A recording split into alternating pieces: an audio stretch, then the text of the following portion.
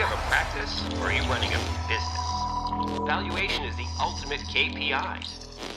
Hey there, it's Mike Langford. Welcome to another episode of the Modern Financial Advisor Podcast, brought to you by Truelytics, the one and only comprehensive advisor transition management platform. This week on the show, Jeremi Karnell and I are joined by Jeff Hamaoui, the co-founder and Chief Education and Innovation Officer at the Modern Elder Academy. And we're going to be talking about personal transitions, those life transitions that we all go through. And we start the conversation off with some really silly stuff about the transitions that we are all going through, Jeremy, myself, and Jeff, because we're all about the same age. They're both 50, I'm 49, and it does show on the video that I'm a little younger. You can just tell, 1 year makes a huge difference at this phase of life. It's the handsome factor is just off the charts. Anyways, I joke, I jest, and as you'll see, we kick this show off. There's a lot of zaniness that starts as we have the conversations about the things that dudes around the age of 50 have to go through and start dealing with. And by the way, ladies, I'm sure at around the age of 50, there's things you're dealing with too. So please do laugh at us at will as we're doing this stuff. But all joking aside, this is a really important and meaningful conversation that I really think is worth your listening or viewing here, because we're talking about some stuff that it matters, right? That you are going to make some transitions in your life. And some of them are just, you'll think, oh, that was just a professional transition, but how are you going to handle life after your business? How are you going to handle turning over a portion of your business to a younger advisor or somebody who's bought a portion of your business? And what are you going to do with your time? What do you want to do? Like all that type of stuff. We're going to be covering a lot of that in this episode of the show. So sit back and enjoy.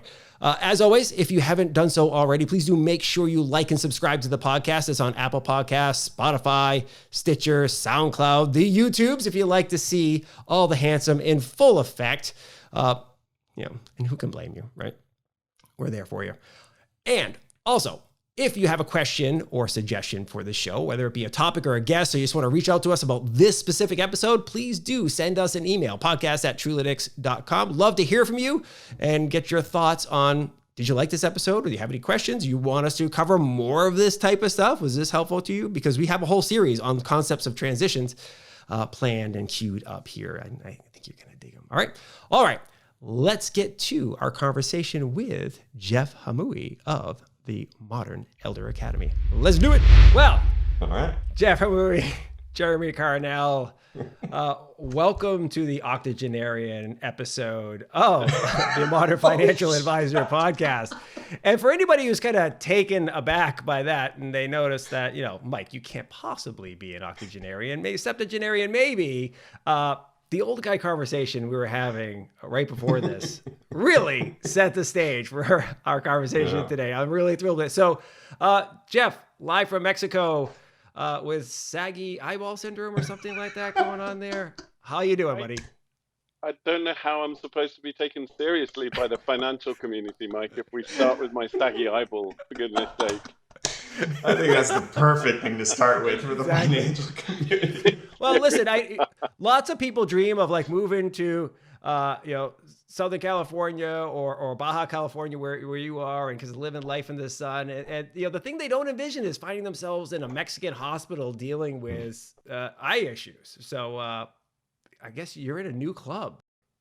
Seriously, I'm honestly, I'm 50 and I'm suddenly in the club where I've got like cataracts and eyeball challenges and saggy eyeballs, and it comes to us all, right? It's part of getting older, which is, I guess, part of what we're going to talk about today. It's absolutely a perfect thing to talk about today. Mike, what were you talking? You were talking about getting. What was it? Oh, yeah, that's an exciting one. So those of you who haven't turned 49 and aren't approaching 50 yet, you are in for a treat when they tell you, hey, you got to go have the AMA, American Medical Association, now recommends anybody 45 and older have a colonoscopy. I'm like, well, that sounds exciting, So, my one piece of advice as a man is never say to a woman, "I felt violated." It's the surefire way to get laughed out of absolutely. Like, whatever. For sure. Like, listen, they're like, listen, dude. It's brutal. Exactly. And so the funniest thing about it is, and everything they tell you is 100% correct. They're like, the preparation is worse than the actual experience, because in prep, you have to take the stuff that flushes your system out, right? And you're not allowed to eat anything basically for 48 hours or whatever before the thing happens. So you're hungry, you're completely flushed out. You've been, used the potty many, many times. And then, they give you, the drugs and so forth. They knock you out when this is happening. But when you come to, it's an experience, because you come to, and all of a sudden I'm like swatting at my backside. And I go, Luna, stop it. I thought it was my dog. I thought I had fallen asleep somewhere. My dog was like messing with me, like, stop it. And all of a sudden it's the doctor like, well, Mike, your first colonoscopy is done. You're good to go. I'm like, and it's kind of like the awkward, like, oh, he was pulling that thing out of my bum. That was the knowledge you drop on people, Mike. I can understand why people listen to your podcast. This is exactly right. This is going to be the most exciting one they've had so far. By the way, Modern Financial Advisor, you're going to be having this happen to you if it hasn't happened already. And, your clients are having this, so you can turn them onto this pod. They'll love it. That's right. And as we're saying, also now on the statin, which is an enjoyable, that's not that big of a deal. It's a once a day pill, but fun that's stuff. Nothing. That's easy. Yeah. Well, why are we kicking off this conversation talking about colonoscopies, saggy eye ball syndrome, or whatever the hell it is, and cataract? Well, it's because we're going to be talking a lot about transitions here, and what a perfect way. It could not have been more perfect. You're right, Jeff, to kick the show off about this because everybody goes through a transition at some point in time. And whether it's me approaching 50, Jeremy recently turning 50, and you mentioned you're 50 now, that is one. And that's actually what brought you to us. And I'll have you guys talk a little bit about that here. Because this is a bit of a special episode, right? Jeremy came on down to the organization that you run there, Modern Elder Academy in Baja, California. And it was so meaningful to him that he came back. Like it was like, I've had an epiphany. I got some new stuff. Let's talk about it. So maybe Jeremy, you can kind of introduce Jeff to the audience and talk a little bit about that and why you wanted to have Jeff on the show with us. Yeah. So I had the privilege of being sent down to Baja to the Modern Elder Academy for my 50th birthday present from my wife, and ended up spending 3 of the 4 weeks of November, or sort of early to November, December in Baja. And 2 of those 3 weeks were at the Modern Elder Academy. And that's where I met Jeff. I think it was in the first week. I was there the week of November 9th. I was supposed to be the week earlier, but COVID stuff. And so it got pushed out. And I believe it was in one of the afternoon sessions that I was late to because of Jeremy. Like I'm never on time. And so I remember walking onto the patio because this session that Jeff was leading was in this building called Desierto, and this beautiful second floor patio it was just gorgeous. And so I show up, and it was even as far as pairing up with others to do, exercises, except for me. I was the odd man out. And so that's where I had the pleasure and opportunity of meeting Jeff for the first time. I'd seen him, I knew of him, but I hadn't had a chance to sit down and talk with him until that session. And it was great. I got to know him then, and it was, and contextually relevant to this conversation, the session actually ended up introducing me to this notion of transition and providing me a lot of new perspective, some tools, and it was just he brought to life everything that I had been going through in my 40s. Like, I've gone through different transitions. I'm an entrepreneur. I've gone through, letting companies go, starting new companies, and I didn't have any of those tools. I didn't have any of that perspective, and I spent the better part of my 40s actually dealing with things I didn't understand. And all of a sudden, that conversation, that afternoon, getting to meet Jeff for the first time, getting those tools for the first time, was mind opening to me. And then it just occurred to me, I'm like, well, that's interesting. I'm the CEO of a company that's building an advisor transition management platform, and this is an aspect of transition we don't even touch. So here we are. Yeah. So Jeff, I wonder if you could, because when you and I first met, when Jeremy brought us together and we had a bit of a prep call for this series that we're going to be starting here, and this is the first episode of that series, I promise they won't all have, colonoscopy conversations at the beginning, or maybe they will. If we get a lot of good likes on this one, maybe every single one will lead off with something like that. Yeah. But, I hadn't done much research on Modern Elderhood Academy. I had seen the impact it had on Jeremy, and I started kind of talking about it or asking you questions that were going down the wrong way, talking about leadership and so forth. And you kind of stopped me real quick and you said, Mike, we're really not talking about leadership here. We're talking about something different. We're talking about this transition into a new stage of adulthood, and I think is the way that you phrased it, or another phase of adulthood. And I wonder, so maybe if you could give us a high-level overview, the listener, a high-level overview of what you and the Modern Elder Academy team are doing there, and why it's so important for people now, like in today's day and age, to take this seriously and consider the things you guys are working on.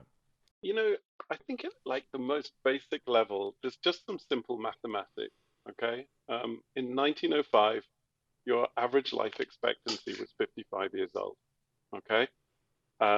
In 2005, that had gone up to 82. Let's call it 85 because I'm not numbers minded like everyone else on this podcast. Yeah. Essentially a doubling of adult life. We've gone in 100 years to living twice as long as adults as we used to.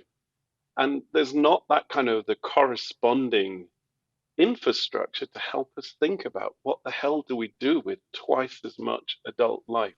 Neither the social infrastructure nor the cultural infrastructure, the educational infrastructure, even the emotional infrastructure, right? You talk to people and there's still kind of that register that is 55 old? It doesn't feel old anymore, right? It doesn't feel old in the way when my parents were 55, I was like, dude, you're old, right? So what does that mean now, knowing that you're going to live another 30 years? And in a career, what does that mean? You're certainly not going to hang up your boots at 65 and say, okay, I'm just going to sit around for another 20 years. So what does that mean in terms of a portfolio life, in terms of living your career in a slightly different way? So what we do at the Academy is we create a space for people to come in and talk about those things, think about those things, and think about truly, okay, at this waypoint in my life, let's say at this midpoint of midlife, people that come to the Academy are between 40, 50, and 60. So it's in that range. 40 to 60 range is our sweet spot. We have people younger and we have people older as well. And it's literally giving them a breathing space to say, who am I right now? What do I care about? What do I want to do? And where am I facing change? And where am I facing the transitions that follow change?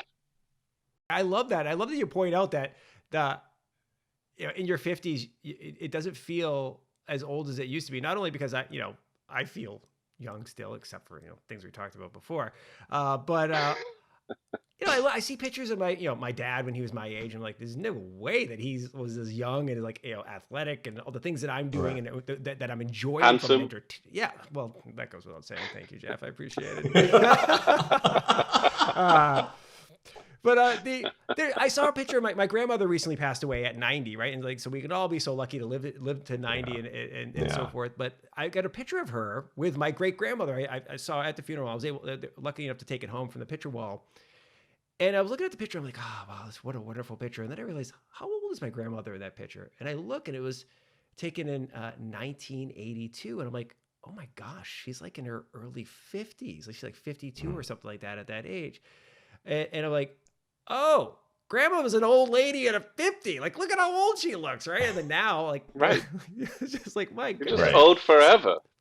Yeah, right. And so, but you're 100% right. It's different.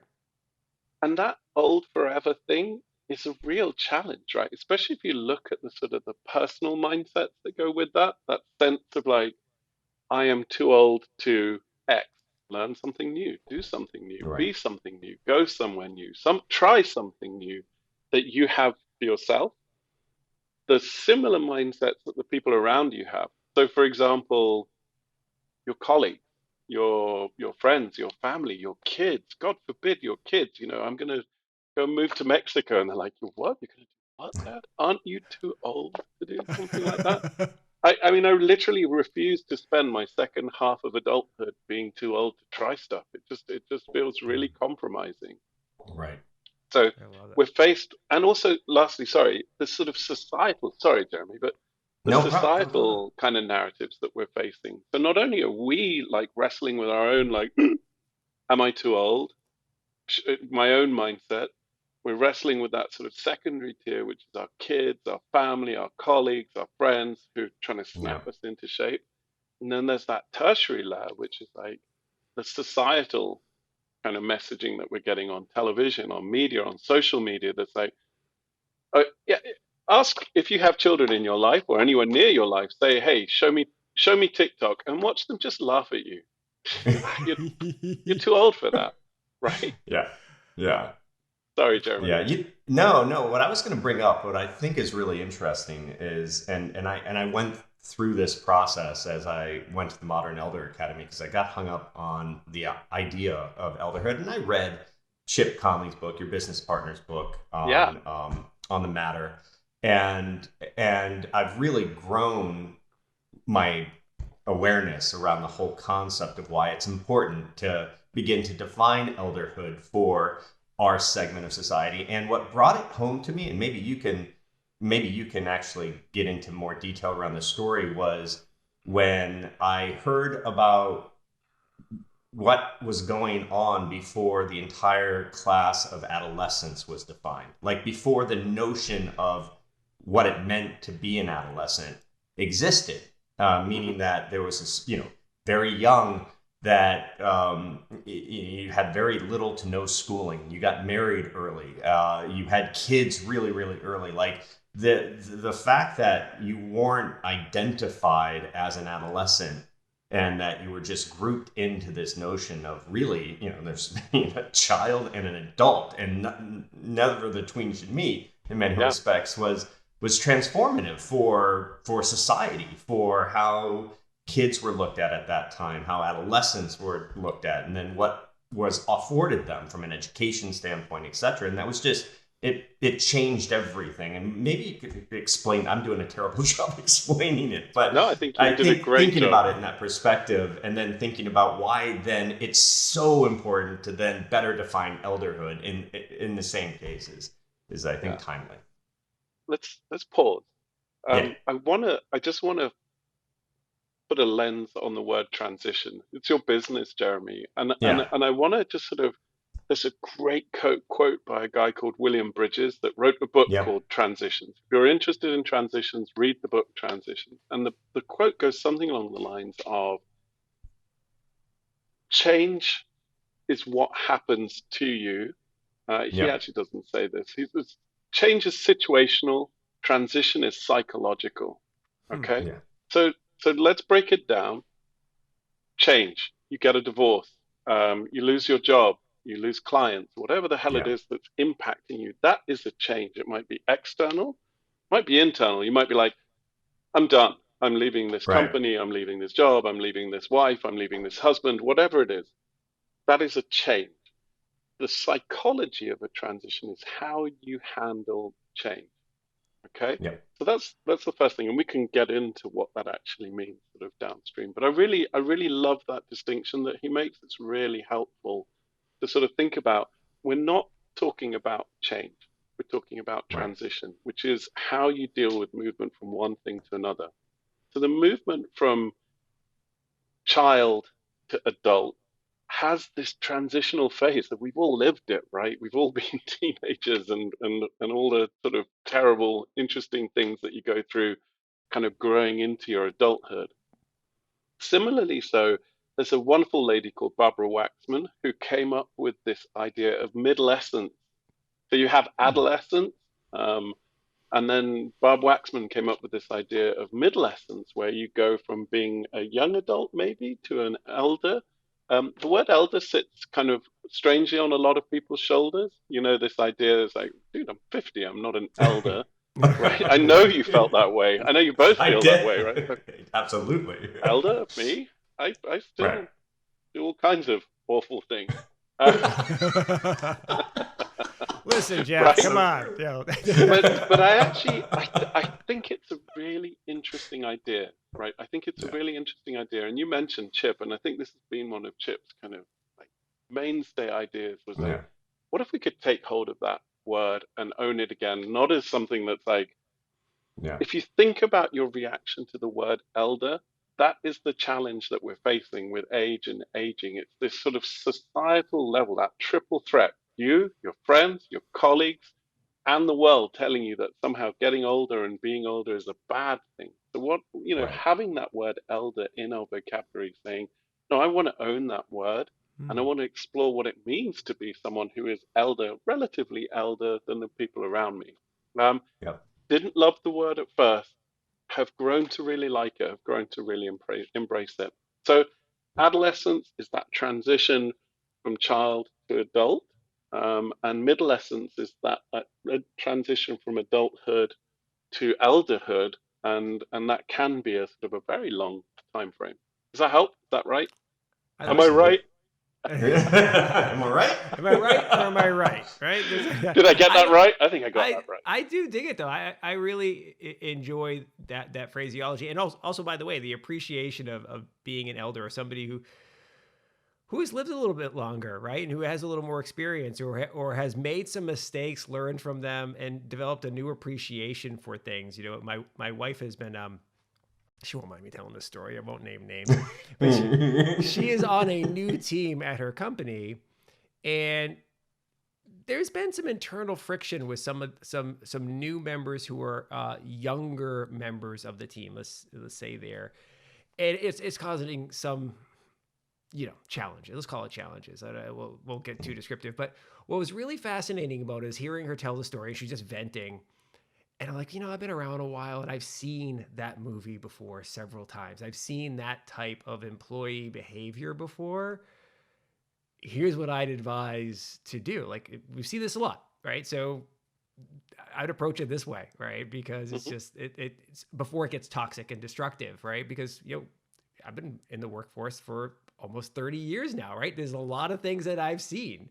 And I think we could all attest to that. It's, very other areas of our life. So I love the fact you're saying embrace your elderness, if you will. I love it. I love it. It's and so let's bring this full circle, right? Sure. Because we do have an advisor transition management platform, and the thesis that our solution tackles is the fact that in the wealth management industry, the average age is 63, and a third are going to retire in the next 10 years. And myself, being an entrepreneur, I've gone through many business transitions, and I just know how emotional that was and is. And you couple then the idea then that this industry is made up of 200,000 or so independent financial advisory firms.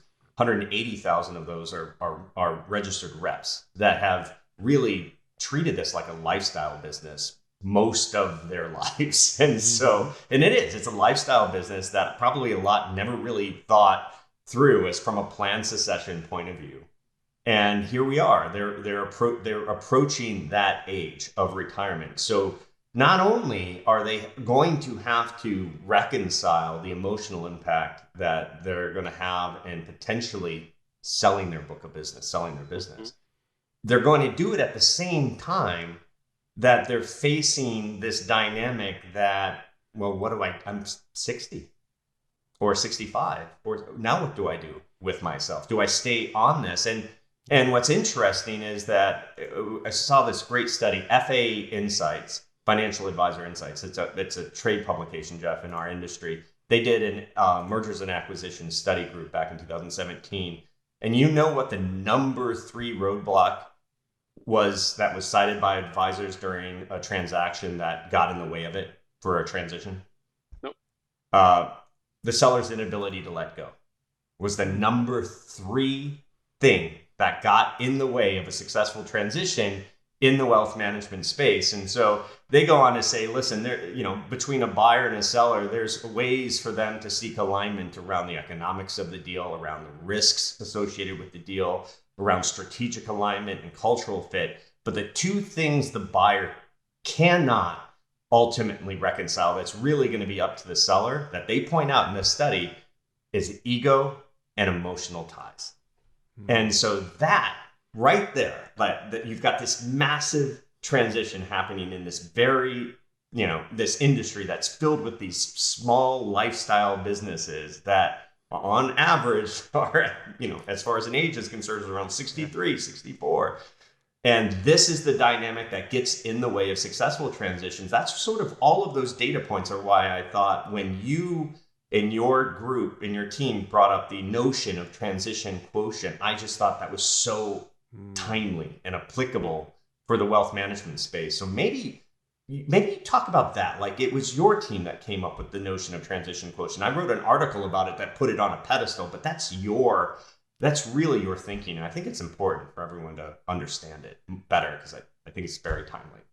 I would definitely get there. You just said some really fascinating stuff that I just want to shine some light on before we jump. Yeah, that's fine. Absolutely. First of all, in preparation for this podcast, I watched a bunch of your other podcasts, and I've watched that average age creep up in each podcast that you mentioned. It's so funny. So in my notes, I had the average age is 62, and it's now clicked. It's up to 63, but it's right? It's one of those. It's one of those. I guess it's mathematical, right? Every year that goes by. Yeah, the problem is that we started tracking that I think it was 5 years ago when it was 59. So I had been in the process of always saying it's 59, but it's no longer 59. So I've been trying to do better at getting to a more accurate. And what's really interesting, just to layer on here, it's not just our conversation creep of the age. The industry has actually been struggling to backfill advisors with younger advisors. There actually is a struggle to recruit younger folks that have them view this industry as something that's attractive, that they want to be a part of. And so that's a real issue. So that we are actually seeing the population age. That's a real deal. Well, actually, and to that point, Mike, because I'm going through this on-ramp insurance accelerator, so I've been having a lot of time. I've been spending a lot of time with executives at Allianz and Securian, and they're bringing, and I know this is a dynamic on the asset management side and the wealth and advisory side, but it's particularly acute on the insurance side. It is typical, expected that you pass your book of business that you spend your whole life building down to your kids. And no one in this new generation, or multiple generations, be it Gen Y, Gen Z, millennial, it doesn't matter. No one's interested. No one's taking. They're like, no, I don't want to be that. Like, from a generational perspective, there's a massive issue at hand that's emerging from just the normal sort of thoughts of succession down to then being able to recruit that generation into the industry, regardless of whether or not you're going to get handed a book of business from your dad or your mom. Like, it's a growing problem. Yeah. So sorry to cut you off there, or take you on a sideway there. Yeah. Sorry. No way. No. You know me. I'm like a train, man. I can keep going. I'm good. Okay, so I'm going to start in the wrong place so that I can end up in the right place in terms of this conversation. So the Stanford Center for Longevity did a bunch of research around what makes people thrive in midlife and beyond. So from that sort of 40 through the end of the game, what is it that makes people thrive? And it's pretty simple. They actually did some really great work in just boiling it down to 3 simple elements. The first is community, the community of people that you're with. That might be professional, it might be personal, whatever, but as human beings, being in community as we age. The second is well-being, and they sort of divide that. It's a little bit of a trick. They divide it between sort of physical well-being and financial well-being, which honestly are the sort of 2 most uncontrollable factors as you age, as you well know, right? If someone's in their 70s and says, my financial well-being needs some work, you're like, oh, dude, we should have had this conversation 30, 40 years ago, right? And the third pillar is purpose.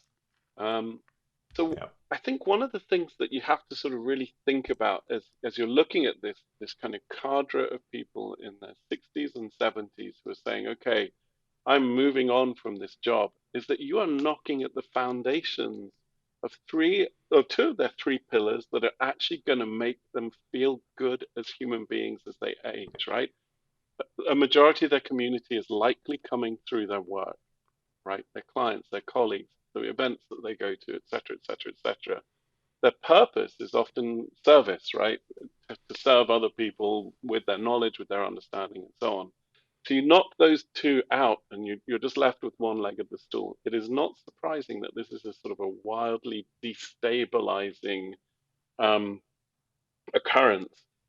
Again, in sort of reading your materials and watching a lot of what you guys talk about, the focus in that discourse, the focus in that discussion seems to be around it's transactional, right? It's about it's about retirement liquidity. It's like, dude, Yeah. I'm leaving my company.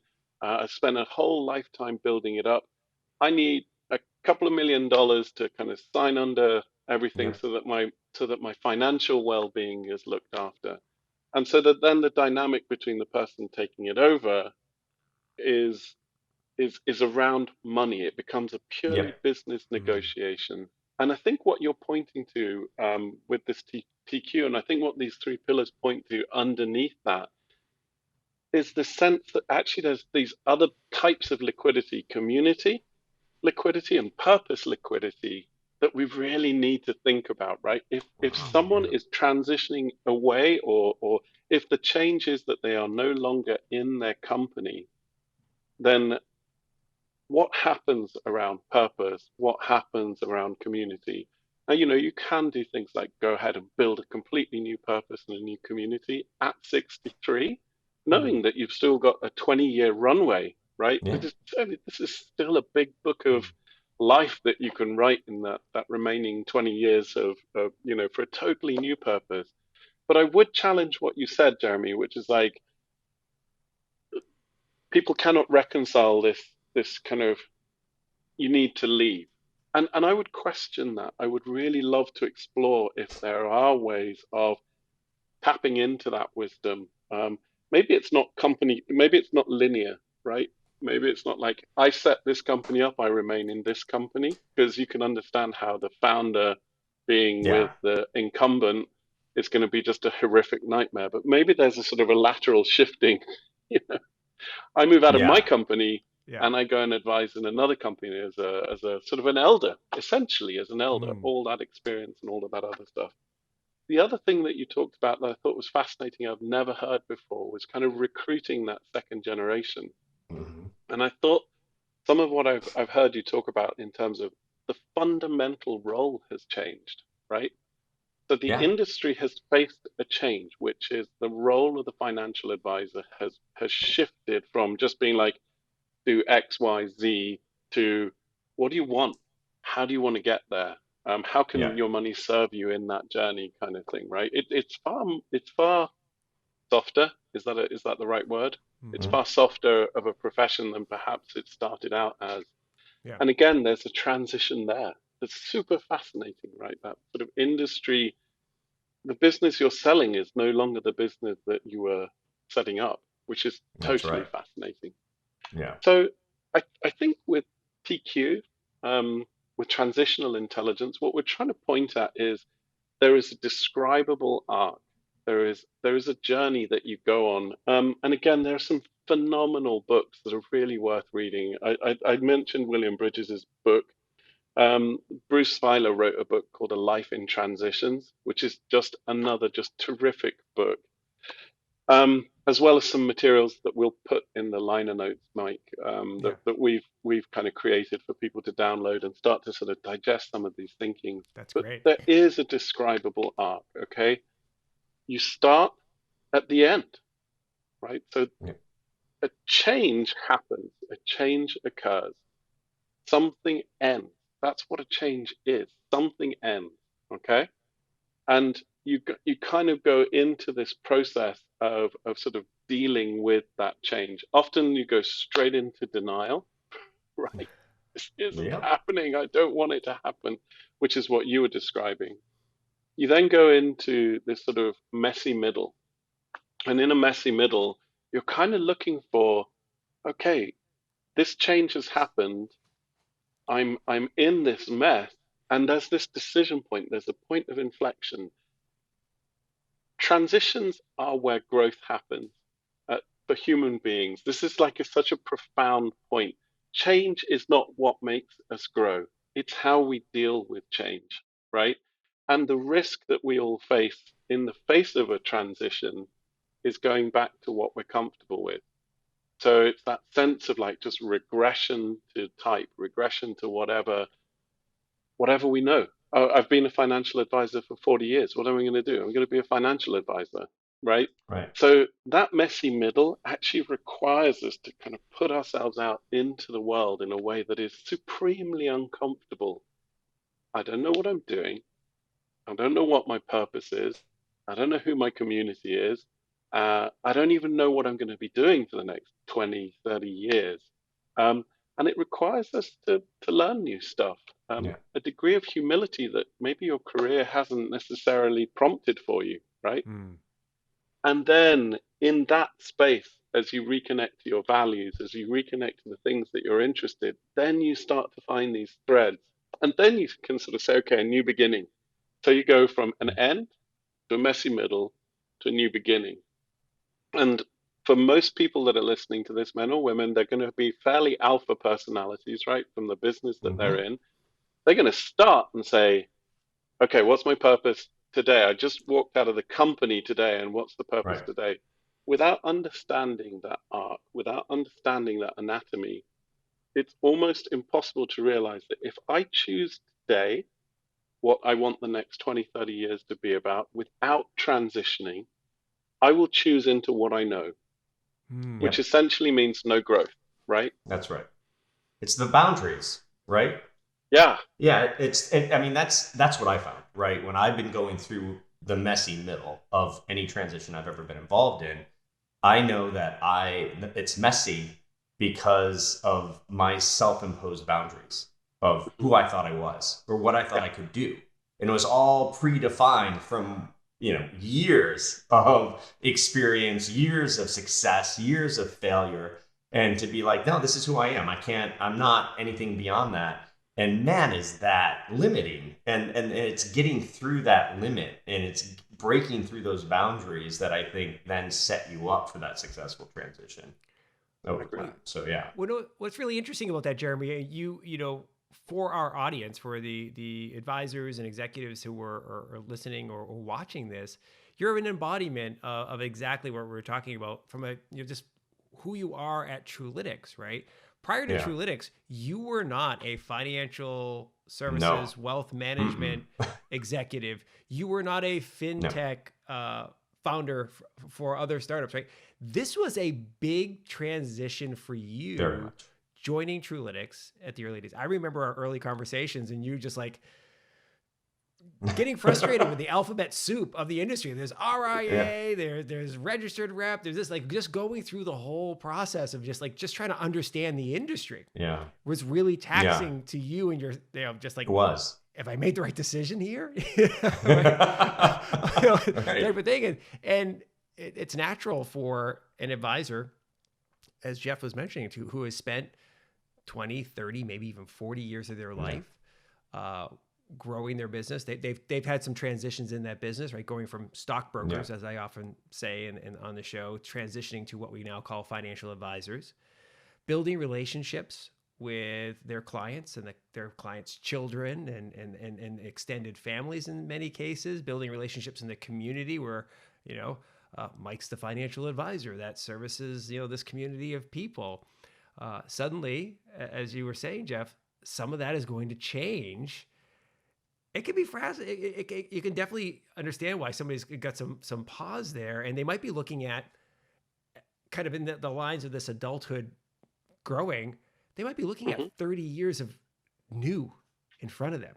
Yeah. Right. Because we were just talking about, if you were 63, let's just say it's 63 and you're thinking about exiting the business in the next couple of years, you might have another 30 years, 40 years to go potentially. Yeah. What are you going to do with yourself? All right. And Mike, I wish it was just that easy. I wish it was just like, hey, you're moving out of your company and that's the transition that you're dealing with, right? Sure. Look at what we're dealing with in our 60s. Look at what people are actually facing. You are right in that absolute pressure point where you've got elderly parents, possibly, that you're looking after. So there are kind of all kinds of care issues, pressure issues, or lots of family issues, right? maybe you've lost a parent or something like that. That is an incredibly powerful change, a disruptive change for so many people. And I know that's not universally the case, but Sure. that is something. You've got kids, oftentimes. Maybe they're going to college, maybe they're just finishing school. There's a whole empty nest thing that's going on as Yeah. well. So it's not like you're just dealing with this one No, transition that's that right. you need TQ for. You might be dealing with four of them. We were laughing at the beginning of this podcast because I've got baggy eye and you've got bottom problems. It's it's kind of a joke. It's kind of funny, and but it's serious as well, right? Yeah. Baggy Yeah. eye and cataract means I've gone from being a person who lifelong loves driving to being the guy who, thank God, I live in a desert because I crash into frigging cactus all the time because I can't see that well out of my left eye. My wife has to drive me to and from things at Wow. nighttime. That is a change, right? Yeah. And I've got all of this kind of male ego stuff going on about, oh, I'm a really good driver. And I'm still there, right? It's like I'm a really good driver unless it's on the left. Right? So I may be going through a career transition, a physical transition. My parents, that whole deal. And so if you start to stack those transitions one on top of the other, you can see why it can also feel just so tremendously overwhelming. At 63, we're starting to see some of our friends die as well, right? It's like maybe Yeah. friends who are slightly older than us. There's a lot going on that Yeah. people are having to process. And I think having TQ is not just about me understanding my transitions and where I am. It's understanding the dimensionality of my transitions. I'm in several of them simultaneously. And then understanding how that impacts the people around me, understanding the other people in transition and what's going on with them. So if you're, let's say, in your 40s and you're watching a podcast like this, or in your 30s and you're looking at taking over a business from someone who's in their 60s, your TQ, your sort of transitional quotient and building that muscle is possibly less about you leaving a business and possibly more about how do I help this person have Mm-hmm. the most effective emotional transition, right? There is a currency here that we're not talking about. It is Right. not about the exchange of money for the value that you've created. There is also this sort of purpose liquidity that I can help you with, this community Right. liquidity that I can help you with. And if we're clever, we can make it work. And yes, and the financial advisors who are maybe the ones that are acquiring these businesses, it's also beyond just having TQ about that transaction. There's something or a lot to be said about just having TQ for your clients who Yeah, you're overseeing how many life transitions. I mean, that's your job in many respects. And having a right. high TQ just from the client perspective is going to pay dividends. And so, Absolutely. yeah, it's so dimensional. We've seen over 1,000 people come through the academy, and it is astonishing. I mean, we get sort of up close and personal with people. You'll hear Yeah. all Oh, yeah. kinds of things that they're going through, right? And even the most bulletproof people, I've just IPO'd my company, I've done this, I've done that. It's all singing and all dancing. My wife's a supermodel, my husband's an astronaut, whatever. They may be like absolutely golden in one domain of their life, and it's a total shit show in another domain of their lives. You know what I mean? And Yeah. that's what's fascinating about this. There's a universality to it. We are all dealing with it. And again, Bruce Feiler in his book talks about, he did a bunch of quantitative research. So if you're more numbers oriented, Bruce's book is really worth reading. He sort of interviewed thousands of people and he was trying to work out, so when do these changes come in people's lives? What kind of a frequency could we expect to see in a person's life? And what he came out with was, he came out with a list of about 52 different potential changes that people will face across a lifetime, disruptors, he calls them.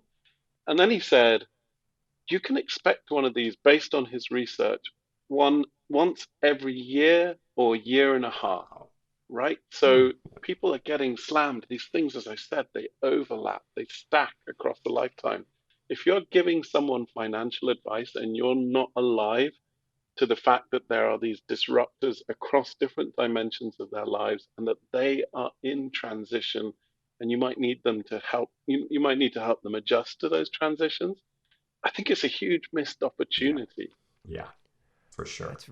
That's really, I think it's really powerful to think about the fact that a lot of the people you're coming in contact with are dealing with some inflection point, transition point that you may not even be aware of, right? And I love how you said that, even the most put together rock star type of person is dealing with some stuff. I always jokingly say, like, listen, everybody's mom drives them nuts, right? I don't care like how put together you think you are. Your mother calls or starts texting you, watch this person just start losing their mind. And you're like, okay, we're all human. We all put our pants on at a time, and your mom will fry your brain in a nanosecond. So everybody's got Mike, their I stuff. love my mom. I don't know what you're talking about. I love my mother too, but we jokingly say in my family that, like, oh man, we might leave her on the side of the highway if we have to spend time with the car with her for too long. It's just like, it's Oh, like those family jokes. She's like a professional. Like a professional annoyance artist. We only have a little bit of time left with each other, but I want to make sure we hit on this one thing that in our prep call you brought up, Jeff, and I thought it was really powerful, and it really does align well with everything that Truelytics is doing, is that how do you recognize when a transition is necessary, right? Because the path of least resistance is simply to stay with the status quo. And it's kind of what Jeremy was saying. Like, some advisors will back out of the deal for a succession plan or an M&A deal because they're just like, you know what? I'll just stay where I'm at, right? But at some point, for every advisor and every professional, a transition is going to be necessary. As I'm now becoming famous, at least in my own mind, for saying on this show, Father Time is undefeated, right? At some point in time, you're going to have to leave. You're going to have to make this transition, whether you like it or not. So what are some tips, if you will, or key lessons, maybe is the best phrase, for recognizing when a transition is necessary for you? There's that quote that, the pain of staying is greater than the pain of letting go, right? And I can't remember who said that quote, but it was probably Winston Churchill, Bob Marley, or I don't know. You work it out. It's one of those clever people. A clever person said, the fundamental trick to all of this is how you pay attention to yourself, right? If it's not something that is actively shoving you out of the door, someone has bought my company and I'm done July 1st or whatever it happens to be. You know what I mean? If it is an internal sensor, then how do you pay attention to yourself? What are the things that you do to actually see where you are or how you're feeling about something? And in a lot of business podcasts, how are you feeling is not where we like to go, but how do you feel about something, right? What are the tools for that? You might journal. Start writing your thoughts down. Start asking yourself questions. Where am I right now? What do I want to be doing? How is this making me feel? How is this situation making me feel? How might I make that better? Right? I don't know what it is that you do to pay attention to yourself. Find a way to pay attention to yourself. I don't know if that's exactly what you're going for, Mike, but that's essentially at that key point. It's like, how do I pay attention to what the hell is going on? Yeah, no, I think I ended that article that I wrote about transition quotient, highlighting the need for mindfulness. Yeah. As being part of, again, not my audience was financial advisors, but it obviously applies to anyone. But the ability to be aware of everything, and that's so hard. Like when you don't have a mindful practice, be it yoga, be it meditation, be it journaling, then you so often will miss the here and now. And it's the here and now that is going to help you be able to assess maybe new opportunities that arise that are more interesting to you. Maybe be able to recognize changes in family situations that are really important for you to be there. Health issues, views on your business that you might not have. Maybe it's value or competitors or whatnot, but just having a mindful practice to drive awareness to then be able to assess those things that could pass you by otherwise is, I think, really sort of the secret to being able to understand when you need to begin to think about transitions, regardless of the transition, is having that awareness. I love it. It's such what I thought was such a unique, or at least to me, a unique piece of advice, right? The mindfulness or paying attention to what's happening in your life and then reflecting upon it. I think we all kind of do that subconsciously, if you will, but what you're talking about is having a purposeful approach to that, right? Of looking at what's happening in your life, where you are you happy? Are you frustrated? Are you getting up and are you cranky every day, right? I always notice that there's something going on in my life.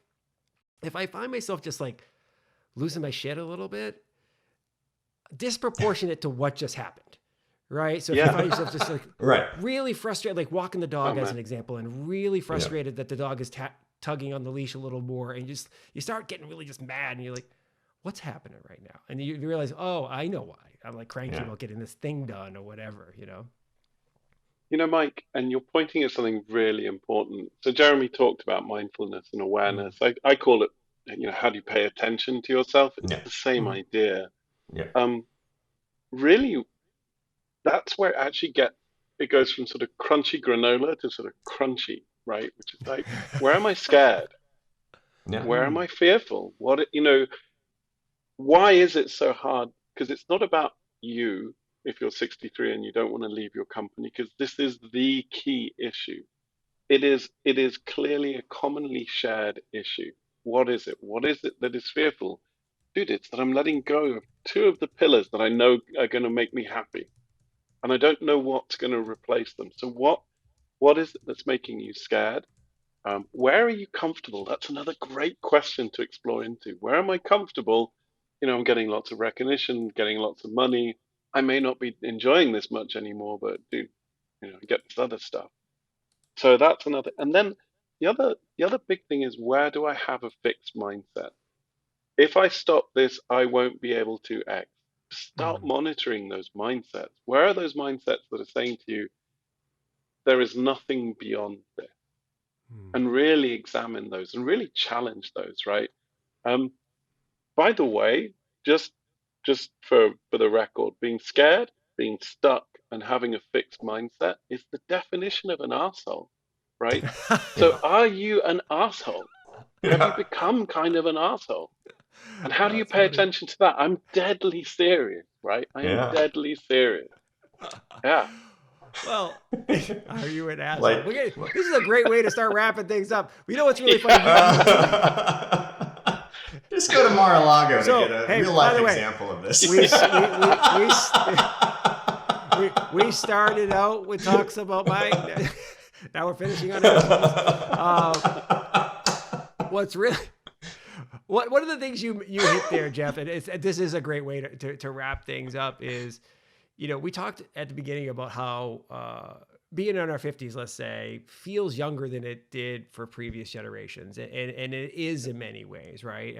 For a whole bunch of reasons. But one of the things that's so important, and I hope this is a key takeaway for those watching or listening, is one of the other ways in which being alive today has changed than it was 40 years ago, is that it's okay to be scared. It's okay to be afraid and be vulnerable and admit those things. Whereas before, you had to have that veil up. Men weren't supposed to be showing their feelings or talking. Like your modern Elder Academy experience would have been like, are you kidding me? 40 years ago for a lot of people. Like, I'm not going to go to a place where we're all going to sit around and share our feelings. Are you serious? All right, and talk about that stuff and talk about how to deal with things. You just dealt with things, right? Supposedly. We know that wasn't actually happening, but I think it's just so important now that people have the opportunity to do it, and it's welcomed. It's welcomed that you have these conversations. And it's beyond just talking. It's give yourself the space Yeah. to think. That's what I got out of it. I got 3 weeks of space to be able to really assess what I was doing in my life, where I thought it was going, and some new perspective that, again, had I not given myself that space, I never would have met Jeff.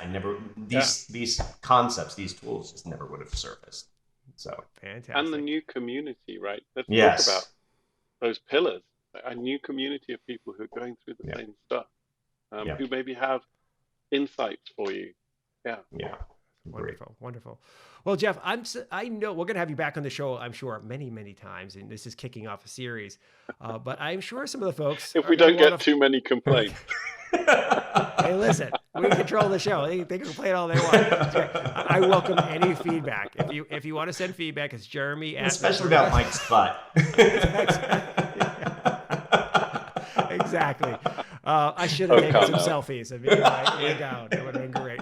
I'm sure some folks are going to want to follow up on some of these topics. We're going to have plenty of links in the show notes, the blog post that goes up with this, with the books that you mentioned, also links to the Modern Elder Academy and your LinkedIn profile and the like. But what's the best way for somebody to reach out to you, Jeff, if they want to inquire a little bit more about things you talked about today, and if they're interested in having a similar experience that Jeremi had with the Modern Elder Academy? Go to the Modern Elder website, mea.com. Okay, perfect. Awesome. Or Modern Elder Academy. Gosh, did I just get my website wrong? It'll be linked. God. Somebody's I at don't do the technologies, like, you kids. The Modern Elder Academy.com. MEA.com is like something about methamphetamine something. What's going on? That academy's amazing. This is a mess. They're all just like getting high as fuck. Anyway. No wonder they think they're getting their life together. I love it. Well, Jeff, I really appreciate you joining us all the way from Baja. And Jeremy, thank you very much for putting this together. Wonderful to see you, gents. Let's get our wine on, everybody, to the wine. Absolutely. All right, we'll see you. All right. Thanks, guys. Thanks, Jeff. Thanks, Mike. Bye-bye. Cheers. Bye. Thank you very much for listening to and or watching this episode of the Modern Financial Advisor podcast. I hope you had as much fun as we did. Hopefully you laughed and chuckled along the way and maybe took some notes about things you should be thinking about as you go through your transitions, or the people around you in your life are starting to go through transitions. You know, as Jeff mentioned, the average person is going through a transition a year, right? It makes sense, right? There's all sorts of stuff happening in your life, and thinking about it actively and being mindful that, you know, you should put some strategies in place to handle those transitions. It's important stuff, right? So if I could ask one thing of you before I let you go, make sure you share this episode with a friend or a colleague or family member even. I know this is the Modern Financial Advisor podcast, but a lot of the stuff we covered here is applicable to anyone. And I think it's really important stuff. And I hopefully you agree.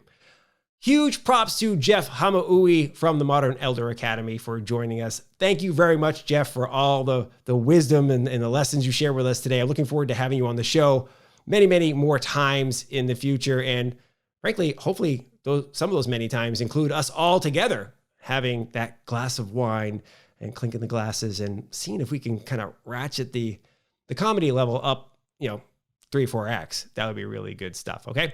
All right. Until next time, please be safe. Get out there, have a good time, but not too good of a time, right? Just because you've been cooped up in the house for a year and a half wearing a mask and you're now all vaxxed up, you can go out and be amongst the people again. Keep it legit. All right. Be nice to people. All right. We'll see you next time on the Modern Financial Advisor podcast. See ya. Bye.